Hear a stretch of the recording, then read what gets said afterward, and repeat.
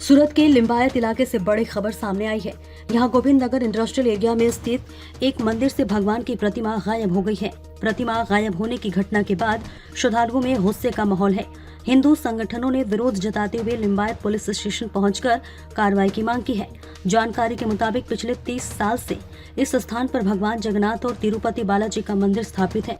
भक्तों का कहना है कि बिल्डर द्वारा जमीन पर कब्जा जमाने की नीयत से भगवान की प्रतिमा को गायब किया गया है।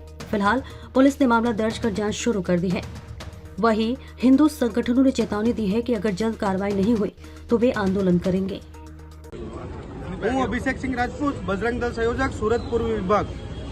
અમને કાલે માહિતી એવી મળી હતી કે ગોવિંદનગરમાં જે બાલાજી કરીને જે મંદિર છે ત્યાં 35 વર્ષથી મંદિર છે ને રોજે પૂજા અર્ચના ત્યાં મંદિરનું ચાલે છે ને અચાનક કાલે રાત્રે સાંજે બિલ્ડરના જે માણસો છે વિષ્ણુભાઈ ડોરીવાલા કરીને એ અને એના માણસો આવીને રાતોરાત મંદિરમાંથી મૂર્તિ ચોરી કરીને લઈ ગયા છે ને એ જાણકારી મળતા અમે પોલીસ સ્ટેશન આવ્યા।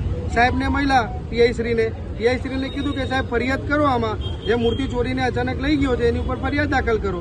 તો સાહેબે અમને જવાબ આપ્યો એવું કે અમે તપાસ કરીએ છીએ, તપાસ કરીને તમને જણાવશું કે ભાઈ શું છે શું નહીં, અમારા ઉપર અધિકારીને જાણ કરીને।